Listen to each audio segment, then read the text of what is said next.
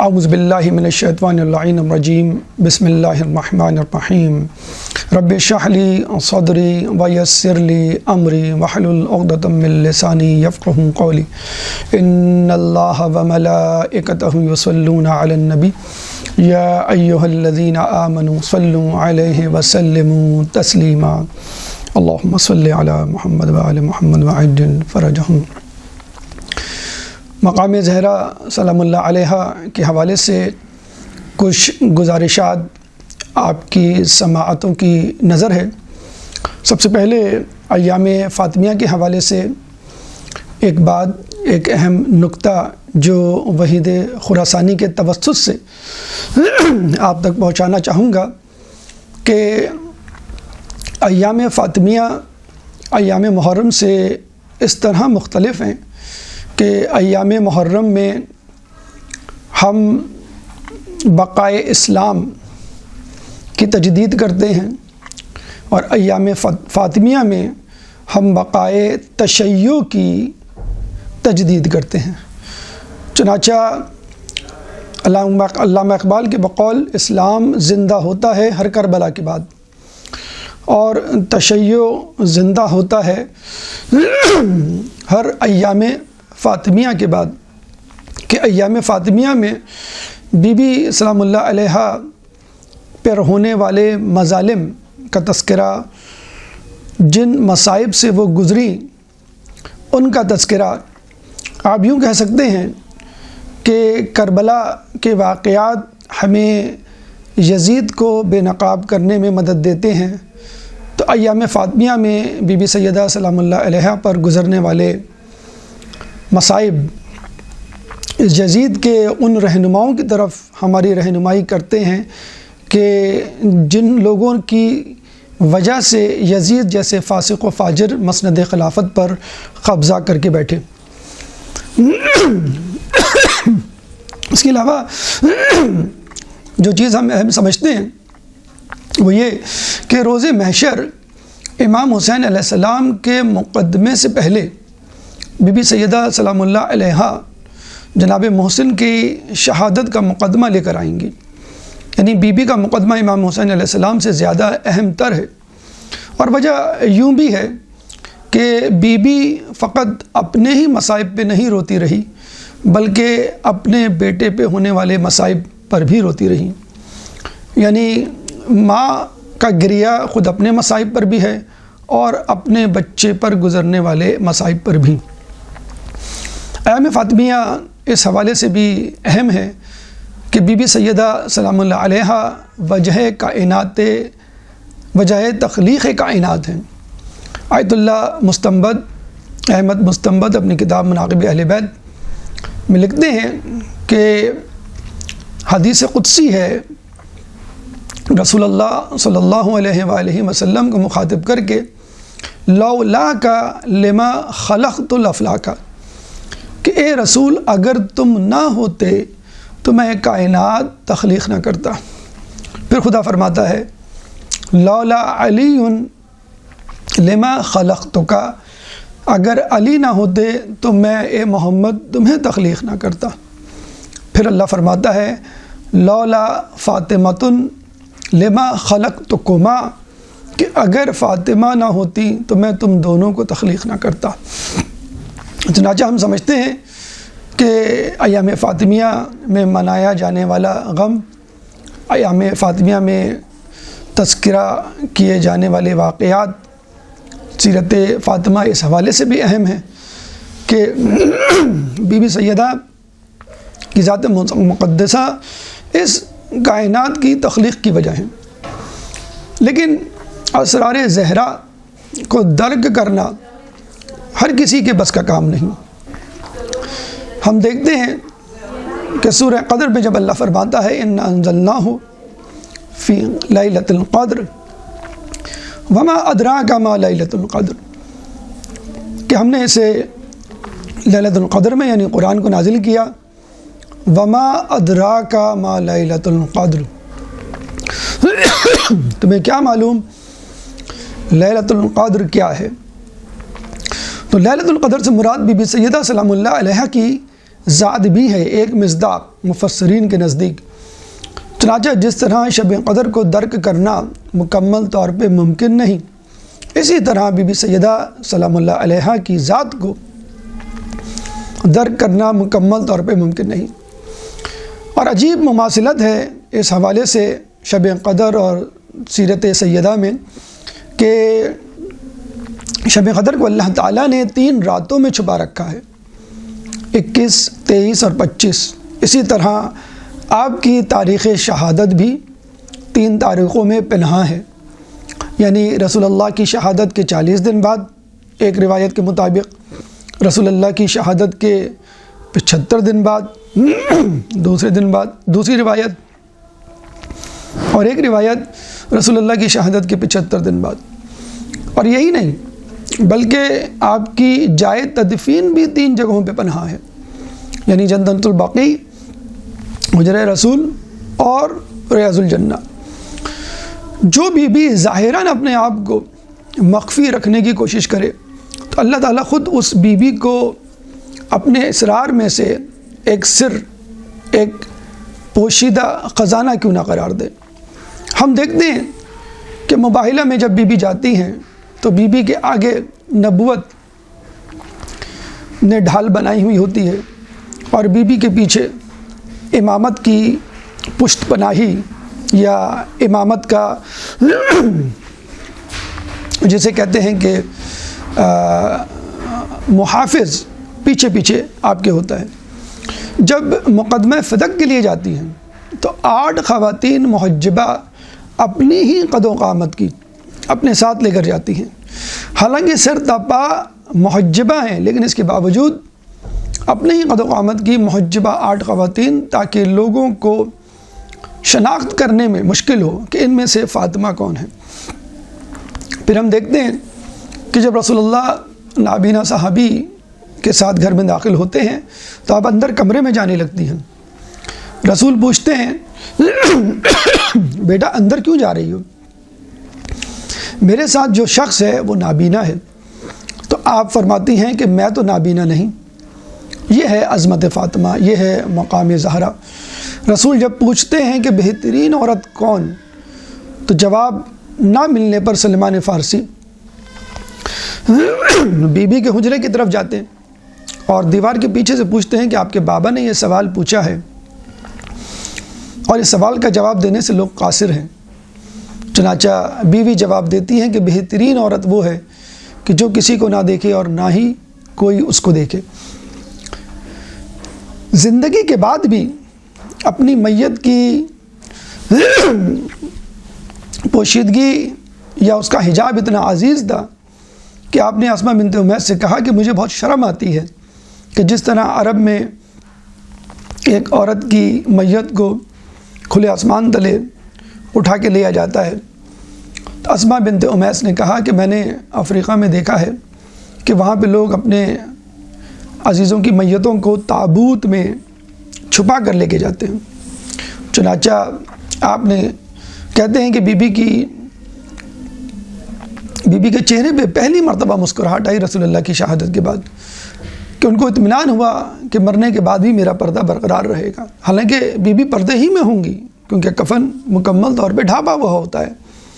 مردے کو یا میت کو۔ چنانچہ آپ نے کہا مجھے بھی اسی طرح کے ایک تابوت میں لے جانا تاکہ میرا جسم کوئی میت کوئی نہ دیکھ سکے۔ تو بی ایک ایسا خزانہ ہے کہ جس کو اللہ نے بھی چھپا کے رکھا اور بی نے بھی چھپانے کی کوشش کی،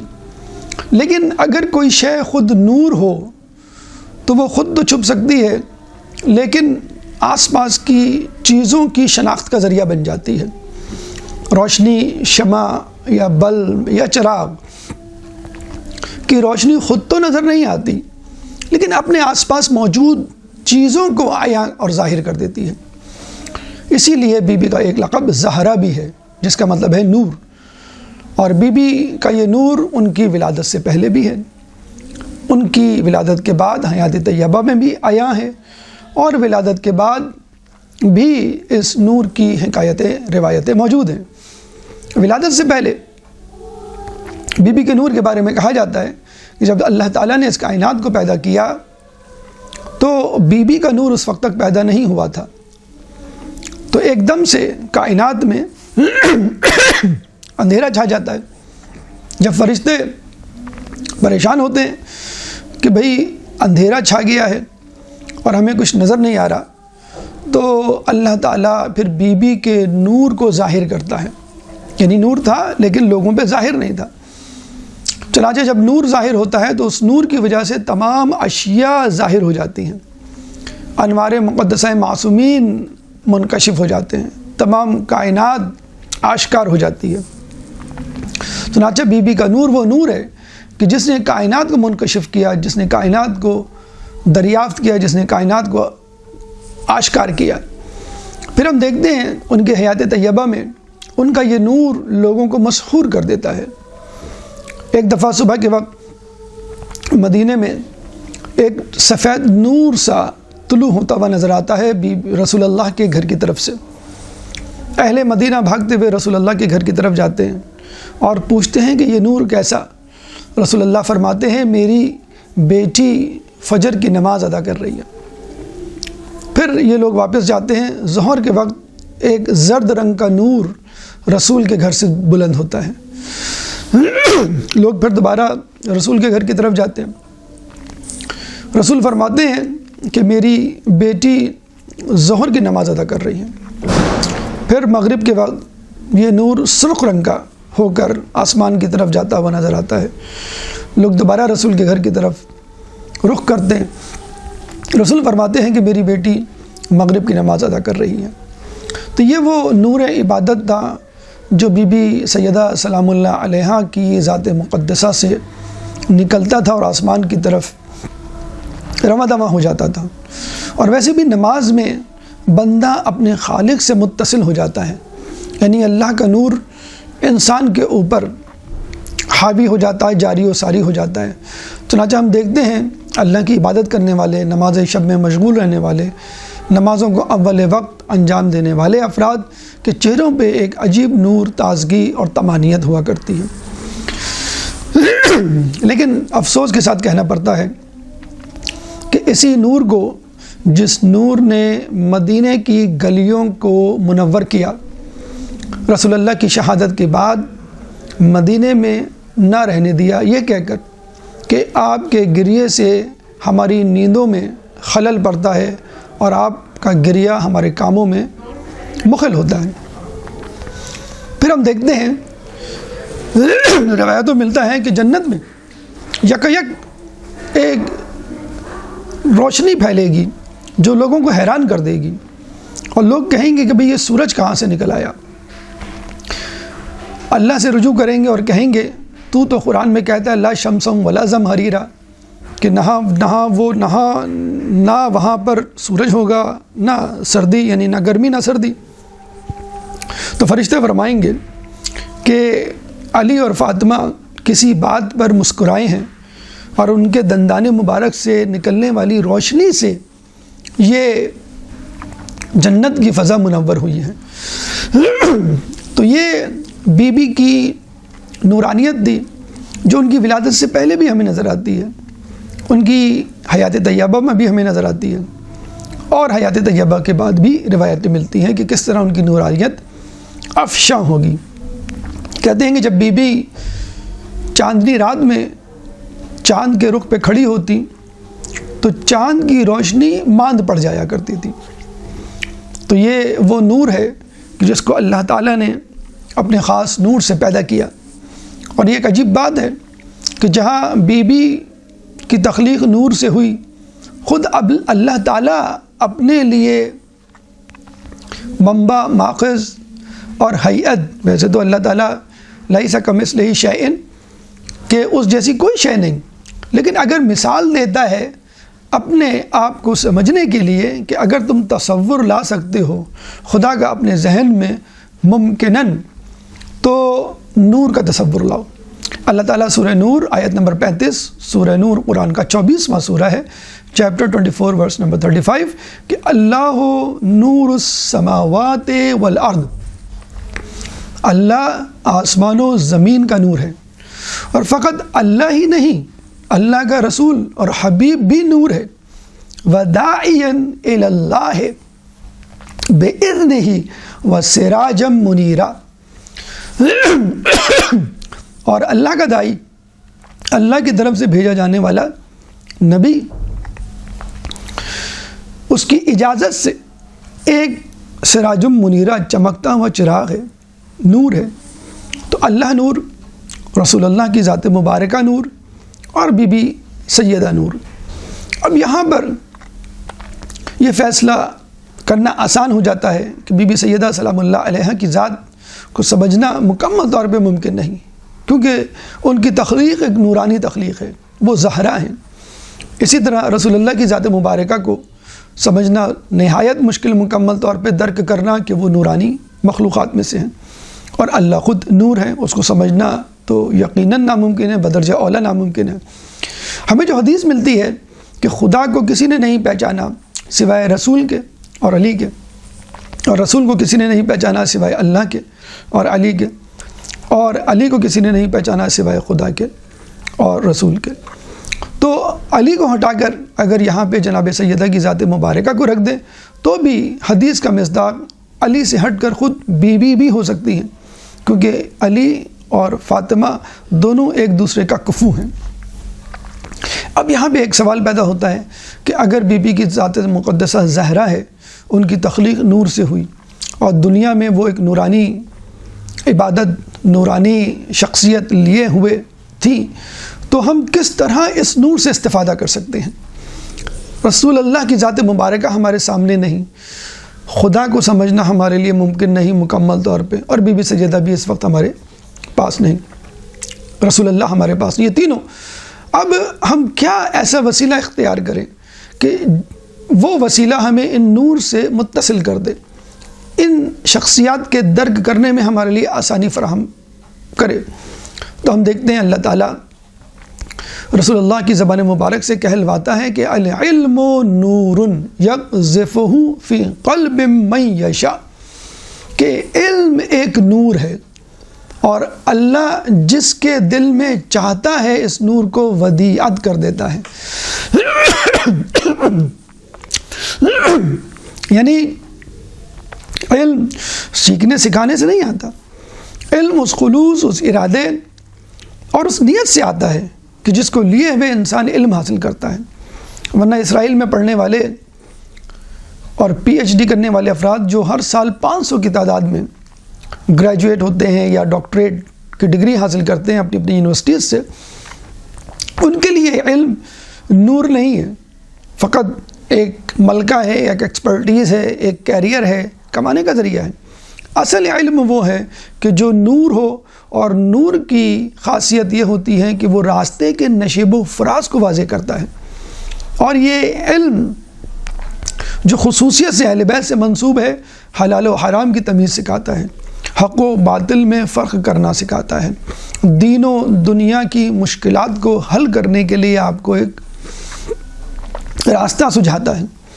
تو اگر آپ کو بی بی سیدہ سلام اللہ علیہا کی ذات مبارکہ اور اہل بیت کی معرفت حاصل کرنی ہے تو علم حاصل کرنا ہوگا۔ اس کے بعد ہم دیکھتے ہیں کہ علم کہاں سے حاصل کیا جائے۔ دنیا کا علم ہے،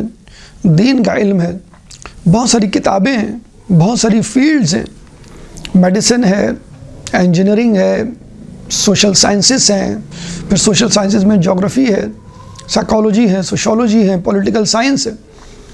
کون سا علم، کون سی کتاب ہمارے لیے بہترین علم کا ذریعہ ثابت ہو سکتی ہے، جس کے وسیلے سے ہم اہل بیت سے قریب ہو سکتے ہیں؟ تو اللہ تعالیٰ سورہ مائدہ آیت نمبر 15، سورہ مائدہ قرآن کا 5واں سورہ ہے، اور 15ویں آیت اللہ تعالیٰ فرماتا ہے قد جاءکم من اللہ نور و کتاب مبین، پس اس نے تمہاری طرف قرآن نور کو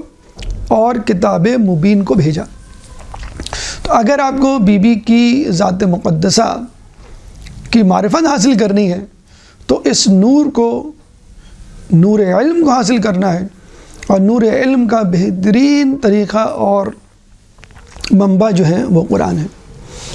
دیکھیے علماء اعلام میں یہ بحث ہے کہ اللہ تعالیٰ کی اتنی ساری صفات ہیں، کون سی ایسی صفت ہے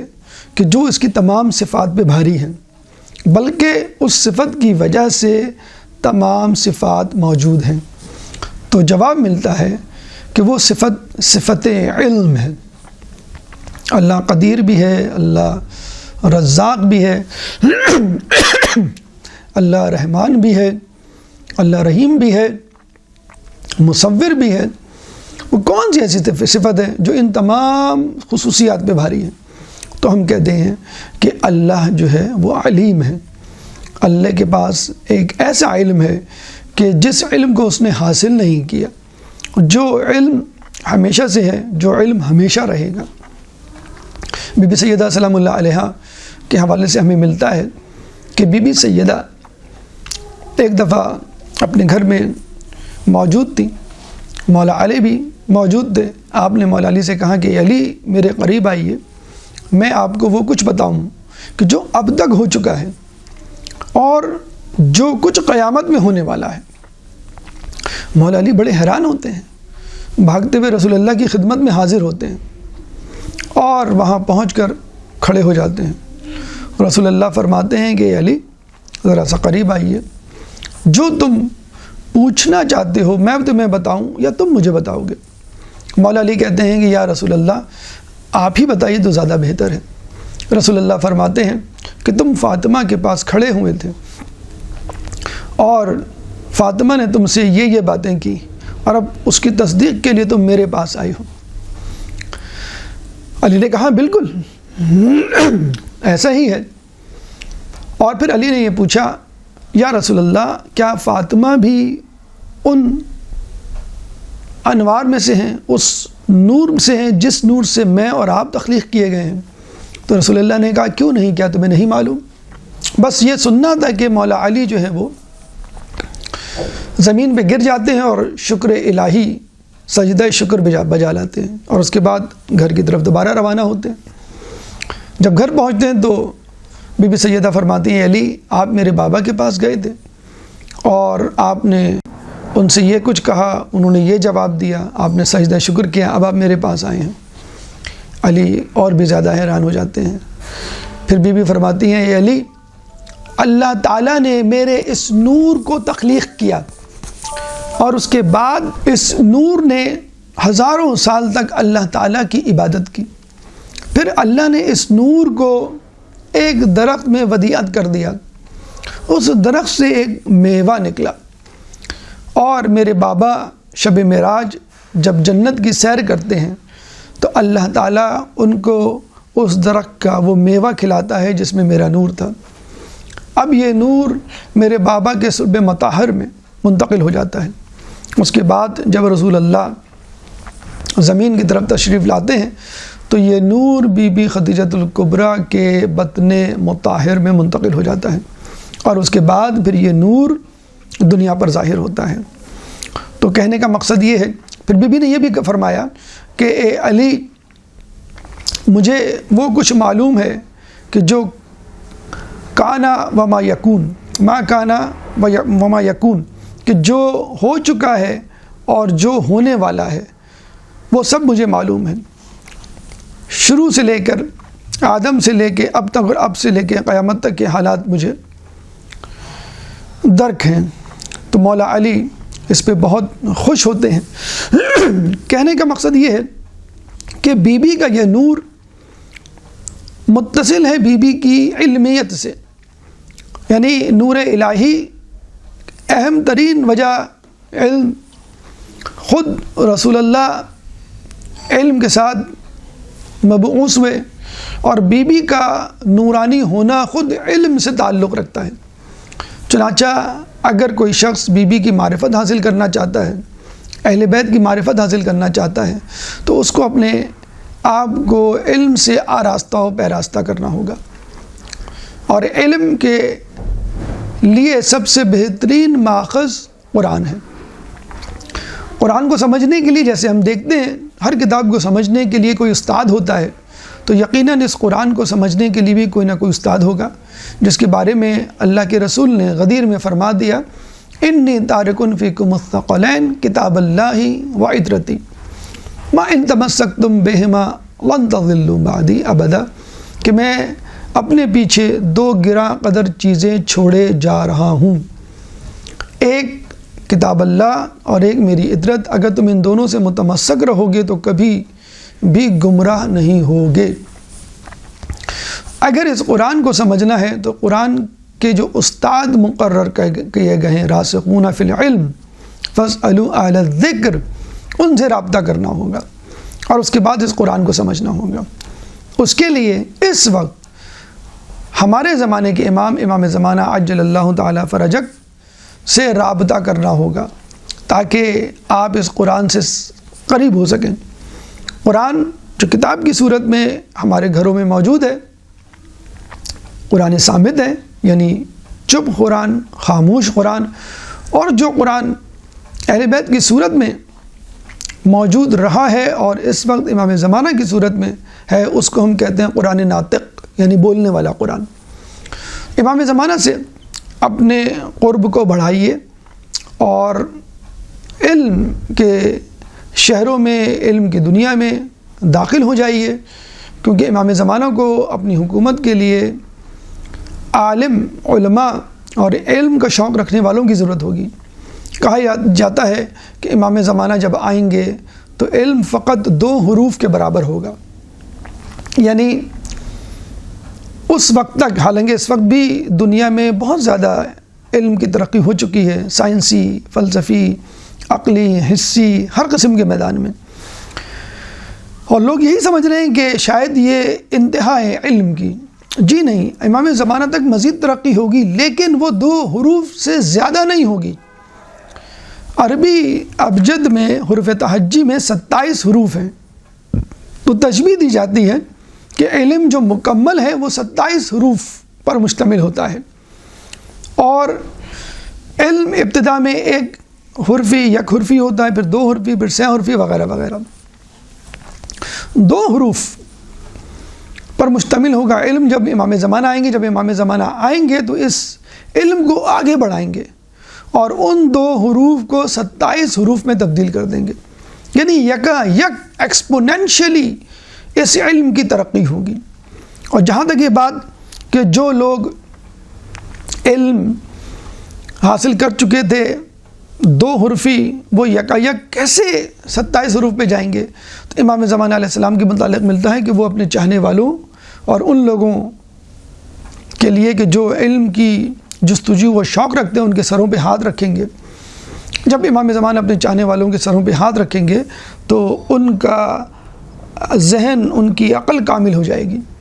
اب وہ اس قابل ہوگی کہ وہ ان 27 حروف پر مشتمل یک لخت اس عظیم علم کے خزانے کو ایکوموڈیٹ کر سکیں، حاصل کر سکیں، جذب کر سکیں۔ چنانچہ امام کے آنے کے بعد اس علم میں مزید ترقی ہوگی، تو یقیناً امام زمانہ ان لوگوں کو اپنے لشکر میں، اپنی انتظامیہ میں، اپنے اہم اور خاص اصحاب میں شامل کریں گے جو علم کے متلاشی ہوں گے۔ تو ناظرین اکرام، اگر آپ کو بی بی سیدہ سلام اللہ علیہا کی معرفت حاصل کرنی ہے تو علم کو حاصل کرنا ہوگا۔ علم کو حاصل کرنے کے لیے بہترین کتاب قرآن مجید ہے کہ جس کے بارے میں کہا جاتا ہے کہ 3 چیزیں قیامت میں شکایت کریں گی۔ ایک مسجد جو کہے گی اہل محلہ میرے پاس آ کے میرے گھر میں عبادت نہیں کیا کرتے تھے، علماء کہ جو کہیں گے کہ ہم گھر میں محلے میں موجود ہوتے تھے اور لوگ ہم سے رابطہ نہیں کرتے تھے، اور ایک قرآن کہ جو کہے گا کہ میں لوگوں کے گھروں میں ہوتا تھا، لوگ نہیں پڑھتے تھے۔ تو علم کا بہترین ذریعہ، منبع، ماخذ، سرچشمہ کتاب قرآن، اور علم کا سب سے بڑا استاد اور رہنما، قرآن کا ساتھی اور قرآن کا استاد امام زمانہ علیہ السلام۔ تو یہ تمام گزارشات آپ کے سامنے رکھی گئیں مقام زہرا یا معرفت زہرا کے حوالے سے کہ ہمیں کس طرح معرفت زہرا کو حاصل کرنا ہے اور ان تک پہنچنا ہے علم، قرآن اور امام زمانہ کے حوالے سے۔ اس زمن میں جو رکاوٹیں آئیں گی ان رکاوٹوں کے حوالے سے بھی بات کرتے چلیں کہ معرفت زہرا میں احتیاط کیا ہے، اس احتیاط معرفت زہرا کا بنیادی نقطہ کیا ہے۔ اس راستے میں احتیاط یہ ہے کہ جناب زہرا سلام اللہ علیہا کے دشمنوں سے براءت کا اظہار کیا جائے۔ اللہ تعالیٰ جناب زہرا سلام اللہ علیہا کی اذیت، ناراضگی، اداسی، غم و حزن کے حوالے سے اتنا حساس ہے کہ کوئی مفروضہ، کوئی فرضیت بھی برداشت نہیں کرتا، کوئی مثال بھی برداشت نہیں کرتا۔ ایک دفعہ رسول اکرم صلی اللہ علیہ وآلہ وسلم کے سامنے ایک عورت لائی گئی جس کا نام فاطمہ تھا۔ چوری کی شہادتیں طلب کی گئیں، جرم ثابت ہو گیا، رسول اللہ نے ہاتھ کاٹنے کا حکم دیا کہ اس کو چوری کی جو سزا ہے وہ دی جائے۔ چنانچہ جب سزا دی جانے لگی تو کچھ لوگ رسول اللہ کے پاس آتے ہیں اور کہتے ہیں یا رسول اللہ یہ عورت فلاں قبیلے کے سردار کی بیٹی ہے اور بہت بڑی شخصیت کی بیٹی ہے، چنانچہ آپ کو چاہیے اسے چھوڑ دیں۔ تو رسول اللہ نے فقط لوگوں کو سمجھانے کے لیے کہ میں کتنا عادل ہوں، اسلام کتنا انصاف پر مبنی مذہب ہے، رسول اللہ نے کہا لو کانت ابنتی فاطمۃ، کہ چاہے اگر میری بیٹی بھی فاطمہ بھی اس جگہ ہوتی تو میں اس کے ہاتھ قلم کر دیتا، یعنی چوری کی سزا دیتا اور کوئی دقیقہ فرگزاشت نہیں کرتا۔ تو کہنے کا مقصد یہ ہے کہ اللہ کے رسول نے بی بی کی مثال دی، اتنی بڑی مثال بتانے کے لیے کہ اسلام انسان پسندی کا مذہب ہے، اس میں کوئی اقربا پروری اور نیپوٹزم یا کوئی پرچی، کوئی کسی قسم کی جسے کہتے ہیں کہ کرپشن نہیں برداشت کی جائے گی۔ لیکن بہرحال یہ بالکل ایسا ہی ہے کہ آپ کسی فرما بردار نیک بچے کی مثال دیں اور اس کو کہیں کہ اگر تم نے بھی بدتمیزی کی یا شیطانی کی یا فیل ہوئے تو تمہاری بھی خیر نہیں، تمہیں بھی سزا ملے گی۔ اب وہ بچہ غمگین ضرور ہوگا کہ مثال دینے کے لیے میں ہی تھا، اور مثال اس لیے دی گئی کہ جب بہترین بچے کو ہم سزا دے سکتے ہیں تو ہم اس سے نیچے ابتر یا بدترین لوگوں کو سزا کیوں نہیں دے سکتے۔ رسول کا بھی مقصد یہی تھا۔ لیکن بہرحال جناب سیدہ سلام اللہ علیہا نے جب یہ بات سنی ہوگی تو تھوڑا بہت غم زدہ ہوئی ہوں گی، اداس ہوئی ہوں گی کہ رسول اللہ نے میری مثال کیوں دی، کیا میں ایسا کر سکتی ہوں۔ بحر الانوار کی روایت ہے کہ اللہ تعالیٰ نے جناب سیدہ کی اس ناراضگی، حزن و ملال کو درک کیا اور فوراً آیت نازل کی یہ بتلانے کے لیے کہ تم نے شہزادی کو ناراض کیا، چنانچہ اب شہزادی سے بڑھ کر کوئی شخصیت ہونی چاہیے جس کو میں ناراض کروں اور اس کی مثال دوں، جس کو دیکھ کے جناب سیدہ کو یہ جسے کہتے ہیں کہ تسلی ہو کہ چلو میری تو مثال دی گئی، مجھ سے بہتر آدمی کی بھی مثال دی گئی ہے، تو کوئی مذائقہ نہیں اگر میری مثال دی۔ اللہ تعالیٰ نے آیت نازل کی اور اللہ تعالیٰ نے فرمایا رسول اللہ کو مخاطب کر کے کہ لَإِنْ أَشْرَكْتَ لَيَحْبِطَنَّ عَمَلُكَ، کہ اے رسول اگر تم نے بھی شرک کیا تو میں تمہیں تمہارے اعمال کو حبط کر دوں گا۔ سورہ زمر آیت نمبر 65۔ سورہ زمر قرآن کا 39واں سورہ ہے، چیپٹر 39 ورس نمبر 65۔ لَإِنْ أَشْرَكْتَ لَيَحْبِطَنَّ عَمَلُكَ، اے رسول اگر تم نے بھی شرک کیا تو میں تمہارے اعمال غارت کر دوں گا۔ اب آپ دیکھیے رسول کہاں اور شرک کہاں۔ رسول تو وہ نبی ہیں کہ جنہوں نے کہا کہ میری امت کے حوالے سے مجھے امت کے شرک کرنے پر خدشہ نہیں، ہاں اس بات کا خدشہ ضرور ہے کہ میری امت مال دنیا، حب دنیا میں مبتلا ہو جائے گی۔ تو جس رسول کی امت کے شرک کرنے کا کوئی خدشہ نہیں تو اس رسول کے شرک کرنے کا کس طرح کا احتمال یا امکان پیدا ہو سکتا ہے۔ لیکن چونکہ فاطمہ کی ناراضگی کو کم کرنا تھا، ختم کرنا تھا، اس لیے فاطمہ سے بڑھ کر، جناب سیدہ سے بڑھ کر ایک شخصیت کی مثال دی گئی کہ اور لوگوں کی دوسری بات، اگر تم نے بھی شرک کیا تو تمہارے اعمال میں ضائع کر دوں گا۔ اب اللہ تعالیٰ نے یہ دیکھا کہ میرا حبیب ناراض ہو گیا، میرے حبیب کے دل میں تھوڑا سا حزن و ملال پیدا ہو گیا، چنانچہ اللہ نے اب یہ دیکھا کہ میں کس کو ناراض کروں، رسول سے بڑھ کر مخلوق میں کوئی بھی افضل نہیں، اب خالق کائنات کی ذات بچی ہے۔ قصہ مختصر، بعد از بزرگ خدا تو ہی، کہ اللہ کے بعد تو بس تو ہی ہے کہ جو بزرگ ترین ہے۔ تو اب اللہ تعالیٰ نے رسول کے بعد اپنے آپ کو حزن و ملال کی کیفیت سے گزارنا بہتر سمجھا اور اپنی مثال دی تاکہ رسول کو تسلی ہو کہ جب رسول اللہ اپنی مثال دے کر اپنے آپ کو حزن و ملال میں مبتلا کر سکتا ہے تو میری مثال دی تو کیا ایسی بڑی بات۔ تو اللہ تعالیٰ فرماتا ہے لو کان فیہما آلہۃ الا اللہ لفسدتا، سورہ انبیاء آیت نمبر 22۔ سورہ انبیاء قرآن کا 21واں سورہ ہے، چیپٹر 21 ورس نمبر 22، کہ اگر اس کائنات میں اللہ کے سوا بہت سارے خدا ہوتے، کوئی اور خدا ہوتا تو اس کائنات میں فساد برپا ہو جاتا۔ تو اللہ نے فاطمہ کی ناراضگی کو دور کرنے کے لیے رسول کو ناراض کیا، اور رسول کی ناراضگی کو دور کرنے کے لیے خود اپنے آپ کو ناراض کیا۔ تو جو خدا اپنے حبیب اور اپنی حبیب کی دختر کے لیے اتنا حساس ہو کہ مثال بھی نہ برداشت کر سکے کہ میری شہزادی کو تکلیف ہو رہی ہے، تو آپ اندازہ لگا لیں اللہ تعالیٰ ان لوگوں کے ساتھ کیا کرے گا جنہوں نے اس بی بی کو ناراض کیا، جس کے لیے اللہ تعالیٰ سورہ احزاب آیت نمبر 57، سورہ احزاب قرآن کا 33واں سورہ ہے، چیپٹر 33 ورس نمبر 57 میں فرماتا ہے ان الذین یؤذون اللہ ورسولہ لعنہم اللہ فی الدنیا والآخرہ واعد لہم عذابا مہینا، اور جن لوگوں نے اللہ کو اور اس کے رسول کو ناراض کیا، اذیت دی، ان کے لیے اس دنیا میں اور آخرت میں اللہ کی لعنت ہے، وَأَعَدَّ لَهُمْ عَذَابًا مُهِينًا، اور ان کے لیے ایک معین شدہ عذاب جو ان کا منتظر ہے۔ تو لعنت اللہ بھی بھیجتا ہے، اور لعنت اس دنیا اور آخرت دونوں جگہ ہوتی ہے۔ لعنت کے سوا عذاب الگ سے تیار ہے، رحمت سے دوری ابھی سے شروع، یعنی دنیا ہی سے شروع ہو جاتی ہے۔ تو ایسے لوگوں سے کہ جو اللہ کی لعنت کے مستحق ہیں، دشمنان زہرا ہیں، ان سے دوری اختیار کرنی ہے۔ چنانچہ اللہ اور رسول کو ناراض کرنا اس طرح بھی ہو سکتا ہے بلا فصل بالواسطہ، بلا واسطہ، کہ خود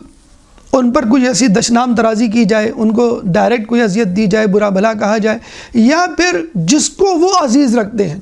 یعنی اگر کسی شخص کو تکلیف پہنچانی ہے تو آپ اس کو تکلیف پہنچا سکتے ہیں، یا اس کی اولاد کو تکلیف پہنچا کر اس کو تکلیف پہنچا سکتے ہیں۔ جیسے ایک ماں کو تکلیف پہنچانی ہے تو اس کو بچے کو مارنا شروع کر دیں اور اس کو برا بھلا کہنا شروع کر دیں تو ماں کو تکلیف پہنچے گی۔ اسی لیے اللہ تعالیٰ، اللہ کا رسول فرماتا ہے فاطمہ تو بضعۃ منی من اذاہا فقد اذانی، کہ فاطمہ میرے جگر کا ٹکڑا ہے، جس نے اس کو اذیت دی اس نے مجھے اذیت دی۔ فاطمہ تو بضعۃ منی، فاطمہ میرے جگر کا ٹکڑا ہے، من اغضبہا فقط اغضبنی، کہ جس نے فاطمہ کو غضبناک کیا اس نے مجھے غضبناک کیا۔ چنانچہ جناب سیدہ کو غضبناک کرنا جناب سیدہ کے بابا رسول اللہ خاتم النبیین کو غضبناک کرنے کے برابر ہے، اور آپ کو غضبناک کرنا اللہ کو غضبناک کرنے کے برابر ہے، اور جو اللہ کو غضبناک کرے وہ اپنا ٹھکانہ حدیث کے مطابق جہنم میں تلاش کر لے۔ چنانچہ ہم یہ سمجھتے ہیں کہ دختر رسول کو اذیت دینے والے اللہ کی لعنت کے مستحق ہیں، اور ہمیں ایسے لوگوں سے دور رہنے کو کہا گیا ہے۔ ایسے لوگوں سے جو دشمنان اہل بیت ہیں برات کا اظہار کرنے کے لیے کہا گیا ہے۔ یہ بالکل ایسی مثال ہے کہ جیسے ماں اپنے بچوں کو کہتی ہے بیٹا اپنی تعلیم پہ توجہ دو اور اپنے کام سے کام رکھو اور گندے بچوں میں نہ بیٹھو، نوٹی بوائز کے ساتھ نہ کھیلو۔ تو ہمارا بھی یہ فرض بنتا ہے ایسے لوگوں سے براعت کا اظہار کریں، ایسے لوگوں پر لعنت ملامت کریں، ایسے لوگوں کو اپنے آپ سے دور رکھیں، اپنے نظریات کو آلودہ نہ ہونے دیں ایسے افراد کے افکار سے کہ جو بی بی سیدہ سلام اللہ علیہا کے دشمن ہیں یا جن کے رہنما بی بی سیدہ سلام اللہ علیہا کے دشمن رہے ہیں۔ اللہ تعالیٰ سے دعا ہے کہ ہمیں بی بی سیدہ سلام اللہ علیہا کی صحیح طور پہ معرفت حاصل کرنے کی توفیق عطا فرما، بی بی سیدہ سلام اللہ علیہا کی سیرت پہ چلنے کی توفیق عطا فرما، ہماری خواتین کو بی بی سیدہ کی طرح حجاب کرنے کی، عزت عفت کی حفاظت کرنے کی توفیق عطا فرما، جو پریشان حال ہیں ان کی پریشانی کو دور فرما، جو بے روزگار ہیں ان کو رزق حلال عطا فرما، جو رزق حلال کما رہے ہیں ان کے رزق میں برکت عطا فرما، جو مقروض ہیں ان کے قرضوں کو ادا فرما، جو زندان میں ہیں ان کو رہائی عطا فرما، جو راہ میں ہیں ان کو منزل عطا فرما، جو گمشدہ ہیں ان کو ان کے پیاروں سے ملا، کرونا اور اس جیسی دیگر خطرناک بیماریوں سے بالخصوص مومنین اور بالعموم تمام انسانیت کو نجات دلا، مسلمان دنیا میں جہاں جہاں آباد ہیں ظلم و ستم کا نشانہ بنے ہوئے ان سے ظلم و ستم کو دور فرما، امام کے ظہور میں تعجیل فرما، ہمیں ان کے انصار و اعوان میں شامل فرما۔ ربنا تقبل منا انك انت السميع العليم وتب علينا انك انت التواب الرحيم برحمتك يا ارحم الراحمين۔